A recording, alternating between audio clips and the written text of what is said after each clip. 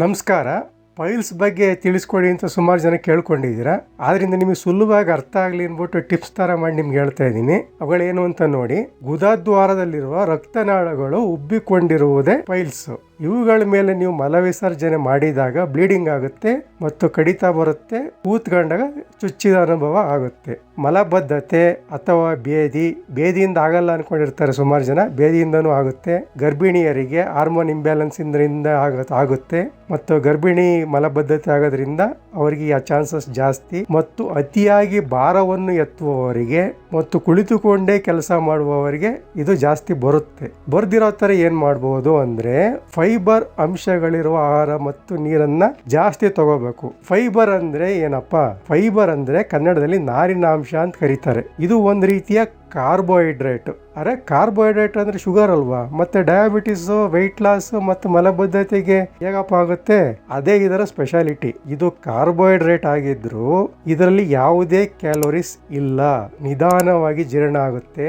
ದೊಡ್ಡ ಕರುಳಿನಲ್ಲಿ ನೀರನ್ನ ಹಿಡಿದಿಟ್ಟುಕೊಂಡಿರೋದ್ರಿಂದ ಮಲಬದ್ಧತೆ ಆಗದಂತೆ ಇದು ತಡೆಯುತ್ತೆ. ಕ್ಯಾಲೋರೀಸ್ ಇಲ್ಲದೆ ಇರೋದ್ರಿಂದ ಇದು ವೆಯ್ಟ್ ಲಾಸ್ ಅವ್ರು ತಗೋಬಹುದು ಮತ್ತೆ ಶುಗರ್ ಪೇಷಂಟ್ಸ್ ತಗೋಬಹುದು. ನಿಧಾನವಾಗಿ ಜೀರ್ಣ ಆಗೋದ್ರಿಂದ ಹೊಟ್ಟೆ ಹಸಿವು ಕಡಿಮೆ ಆಗೋದ್ರಿಂದ ನೀವು ಆಹಾರ ತಗೊಳ್ಳೋದು ಕೂಡ ಕಡಿಮೆ ಆಗುತ್ತೆ. ಈಗ ಅರ್ಥ ಆಯ್ತಾ ಫೈಬರ್ ಅಂದ್ರೆ ಏನು ಅಂತ? ಫೈಬರ್ ಯಾವ್ದ್ರಲ್ಲಿ ಜಾಸ್ತಿ ಇದೆ? ಝೈಲಿಯಂ ಮಸ್ಕ್ ಅಲ್ಲಿ ಇರುತ್ತೆ. ಪೂರ್ತಿಯಾಗಿ ಹಣ್ಣು ಸೇವಿಸಿದ್ರೆ ಅಕ್ಕಿ ಮತ್ತು ಗೋಧಿ ಹೊರಭಾಗದಲ್ಲಿ ಪಾಲಿಶ್ ಮಾಡಿರೋ ಅಕ್ಕಿ ಮತ್ತು ಮೈದಾದಲ್ಲಿ ಕಾರ್ಬೋಹೈಡ್ರೇಟ್ಸ್ ಬಿಟ್ರೆ ಏನು ಇರಲ್ಲ. ನಿಮ್ಗೇನು ಫೈಬರ್ ಸಿಗಲ್ಲ. ನೀರ್ ಮಿನಿಮಮ್ ಡೈಲಿ 3 ಲೀಟರ್ ಕುಡಿಬೇಕು.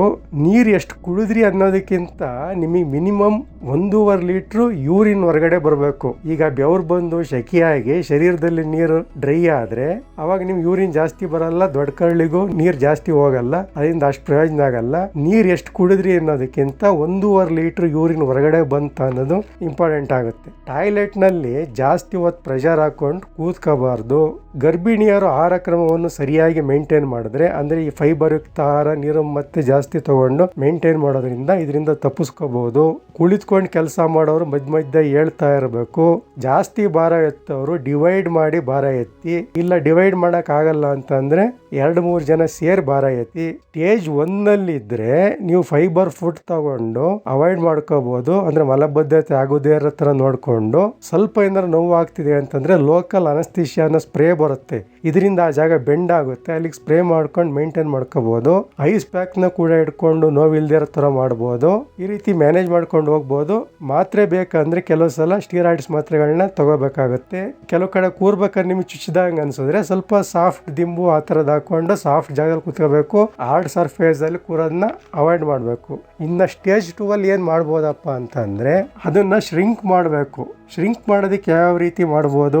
ಇದ್ರ ಸುತ್ತ ಬ್ಯಾಂಡ್ ನ ಸುತ್ತಿ ಅಲ್ಲಿಗೆ ಬ್ಲಡ್ ಸಪ್ಲೈ ಆಗದೆ ಇರೋ ತರ ಮಾಡಿ ಅದನ್ನ ಶ್ರಿಂಕ್ ಮಾಡ್ತಾರೆ. ಈಗ ಬ್ಲಡ್ ಸಪ್ಲೈ ಇಲ್ಲ ಅಂತಂದ್ರೆ ಅದು ಡೆಡ್ ಆಗುತ್ತಲ್ಲ, ಅವಾಗ ಆ ತರ ಶ್ರಿಂಕ್ ಆಗುತ್ತೆ. ಕೆಲವು ಔಷಧಿಗಳನ್ನ ಅದ್ರ ಮೇಲೆ ಇಂಜೆಕ್ಟ್ ಮಾಡಿ ಶ್ರಿಂಕ್ ಮಾಡಬಹುದು. ಮೈಲ್ಡ್ ಕರೆಂಟ್ ಪಾಸ್ ಮಾಡಿ ಶ್ರಿಂಕ್ ಮಾಡಬಹುದು. ಇನ್ಫ್ರಾರೆಡ್ ಲೈಟ್ ಪಾಸ್ ಮಾಡಿ ಕೂಡ ಶ್ರಿಂಕ್ ಮಾಡಬಹುದು. ಫ್ರೀಸಿಂಗ್ ಮಾಡಿ ಕೂಡ ಶ್ರಿಂಕ್ ಮಾಡಬಹುದು. ಸ್ಟಿಚಸ್ ಹಾಕಿ ಕೂಡ ಶ್ರಿಂಕ್ ಮಾಡಬಹುದು. ಬ್ಲಡ್ ಸಪ್ಲೈ ಆಗದೆ ಇರೋ ತರ ನೋಡ್ಕೊಳ್ಳೋದಷ್ಟೇ ಇಲ್ಲಿ ಕೆಲಸ. ಇವೆಲ್ಲ ಒಂದೇ ದಿನದಲ್ಲಿ ನಿಮ್ಗೆ ಮುಗಿಯುತ್ತೆ. ನೀವು ಆರಾಮಾಗಿ ಮನೆಗೆ ಬರ್ಬೋದು. ಆಮೇಲೆ ಇವು ಆಗ್ಲಿಲ್ಲ ಅಂತ ಅಂದ್ರೆ ಇದು 3ನೇ ಸ್ಟೇಜ್ ಅಲ್ಲಿ ಯಾವುದು ಆಗದೆ ಇದ್ದಾಗ ಸರ್ಜರಿ ಮಾಡಿ ಆ ಪೈಲ್ಸ್ ಪಾರ್ಟ್ ನ ಟ್ರಿಮ್ ಮಾಡಿ ತೆಗಿಬೇಕಾಗುತ್ತೆ. ಈಗ ನಿಮಗೆ ಪೈಲ್ಸ್ ಬಗ್ಗೆ ಅರ್ಥ ಆಯ್ತು ಅನ್ಕೊಂಡಿದೀನಿ. ನಮಸ್ಕಾರ.